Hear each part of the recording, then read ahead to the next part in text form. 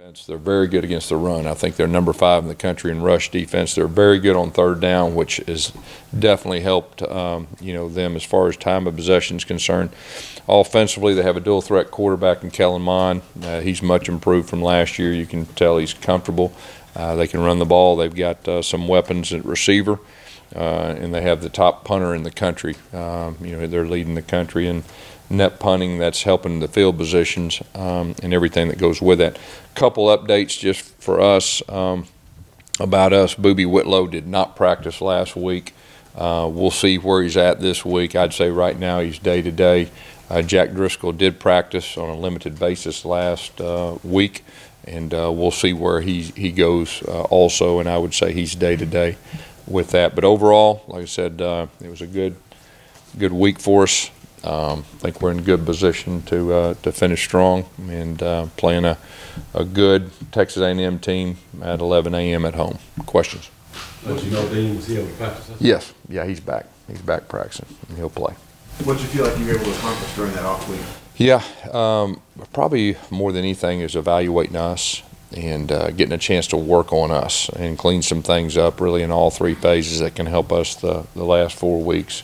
And then, of course, anytime you get a extra couple days on your opponent, that really helps, and then got a chance to watch them, play on Saturday, and so it's good to get a head start in that too. Gus, if Boobie can't go, who would be your first guy? I mean, who's the first guy? Well, of course, Cam Martin got a little banged up, last time, but it's going to be by committee. We feel like right now that all of our guys can go in there and do a good job, and then we'll go with a hot hand. Will Asa be in that mix? Yes. Yeah, Asa will be in that mix. What were you able to learn from Texas A&M watching them this weekend? Well, like I said, they're very good against the run, and they mix things up, offensively. Like I said, they got a dual threat quarterback that you have to account for his feet. And then he can throw it too with some big talented receivers. So, and then I think their special teams is solid. Like I said, their punter really stands out to me. He can really change the game as far as field position goes. You expecting Boobie to try to practice today? I don't know. Well, we're hoping, but like I said, he didn't practice at all last week, and he's been banged up some up this point. He's been a pretty quick healer coming back, so we'll just see where that's at. Seems like more and more your top playmakers are freshmen. Yeah. First of all, how hard is it to take that big a role when you're a freshman? Yeah. Well, I think you start out and you got your freshmen, and they're talented, and there's a period of time that they get their feet wet out there, and you get to evaluate them and see what they can do, and then there's a point that you see the guys that are comfortable making plays and can execute and everything that goes with it. And we're just to a point now where I think we got a good idea of our strengths and the guys that need to be on the field, and are they confident enough to make plays and all that. And right now we have a bunch of freshmen that really are coming on, which I think is a really good thing, not just for the last 4 games, but for the future. How important has Boobie become for this offense over the course of the season? Yeah, he's really came on with a physical presence. He's a big back, and of course, I think our last game, he broke a lot of tackles, and that's really the thing that stood out to me. And like I said, he's been banged up, but he continues to come back. Now we'll have to see, what happens this week, but he's really run with a purpose, and that's really helped us. What's going to be the trick for unlocking more potential out of Jarrett in these last 4 games? Yeah, really, it sounds simple, but it's about execution. We just got to execute better around him. He needs to execute better, and that's really our plan. And it was good for us to kind of sit back and look and evaluate the whole, first 8 games, and try to build around our strengths and some things we can do to be successful. And I really feel like that'll help us with that plan moving forward. What does Texas A&M do well in defending the run? Well, they're gap sound. They do a very good job up front of holding points. There's not a whole lot of double teams that get up to the backers, and I think both their backers are very active, and they're fast flow type guys. And on the back end, they try to keep everything in front of them, and they got some speed at the corners.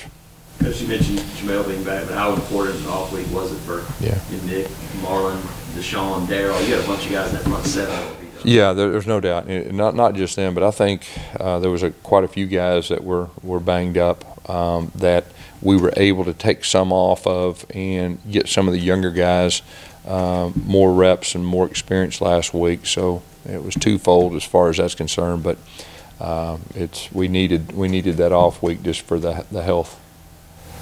How much were you guys able to do some self-scouting this weekend? How much did that help you? Yeah, it wasn't just this weekend, really. It was probably more of earlier in the previous week. That was the first thing that we did. Got a chance to watch, every game, every play, cut-ups, everything that goes with that. And we spent the first 2 days of our off week doing that. And that's really where it started. And then we just tried to concentrate on us that first practice and correct the things we need to correct. And then got more into A&M the last 2 days that we practiced, that Wednesday and Thursday. But we still did a lot of just fundamental work as far as that we were concerned, especially the young guys. Talking about the young guys, that was really good for them, just to clean up some things and try to be a little more precise in some areas, offensively and defensively. And then, of course, we had a practice Sunday, and it was more game plan oriented, getting into game week. And obviously, Tuesday's a big practice for us today. There was something from the last telecast, guys, that said that you guys were throwing more screens than any team in the country, which you didn't used to throw a lot of screens. Well, I think it's, we got some playmakers on the outside that can do some things on the outside. And, so you just try, each team's a little bit different, and just try to do some things to get the ball in space to some guys that can do it. But you like taking down the field shots. It's always been your thing. Yeah, that's right. It's like you're not doing much of that at all anymore. We're taking some. We're not hitting them all. But, and I think this, with that being said, there's a lot of things that we were able to take from our looking ourselves and what we need to do moving forward. How much can this team look back, especially the veterans, look back to the last season, what you guys did in November, and try to use that experience to kind of replicate? Yeah, anytime you get experience in anything, it helps. There's no doubt. But like I said, I think more than anything, just getting ready for A&M and coming off week and everything that goes with that. How much do you stress to your players that how good you'll have to play to have a chance in these last 3 SEC games? Yeah, really, I think our guys understand that. I mean, I think they understand that, that the teams we're playing and everything that goes with it.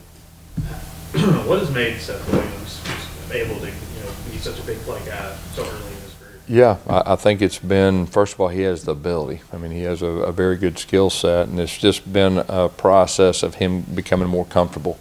And the more that you're out there and you got your number called and you're successful, the more success you have. And like I said, those guys are to a point now they shouldn't be thinking or playing like freshmen. They played a lot of ball, and I think Seth's one of those guys that I think he could even take that next step, this final part of the season.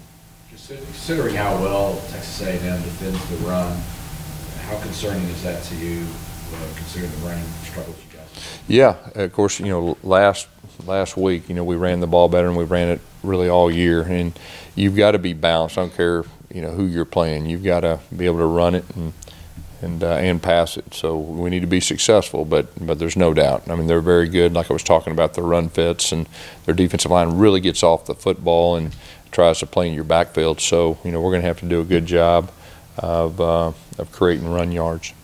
Is your offensive line just beat up, even the guys that were playing, just nicked up and stuff? And did the bye week help at all? Yeah, there has been a little bit of that, through the course of up to this point in the season, with some guys a little beat up and all that. And but last week it really helped, and that'll help us these last 4 regular season games. With Booby, it seems like he's the only guy on a running back right now that could hit that 1,000-yard mark. How important is that 1,000-yard streak to you guys? Well, we've had 9 in a row, so it'd be good to have 10, and I think if he stays healthy, I think he'll have a good shot at that.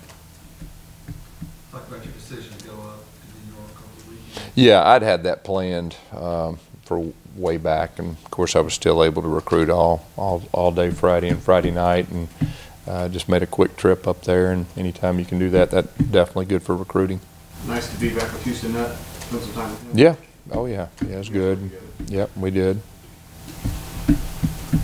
Were you disappointed about, you didn't get to say much though, really. I mean, on TV, you talked about Trevor Lawrence and that's about it, huh? I don't know. We did a pregame show, and there was quite a bit, so. Yeah. Anything else? I guess you didn't watch the pregame show. Okay. Okay, that it? All right. Okay, thanks. Go ahead on that.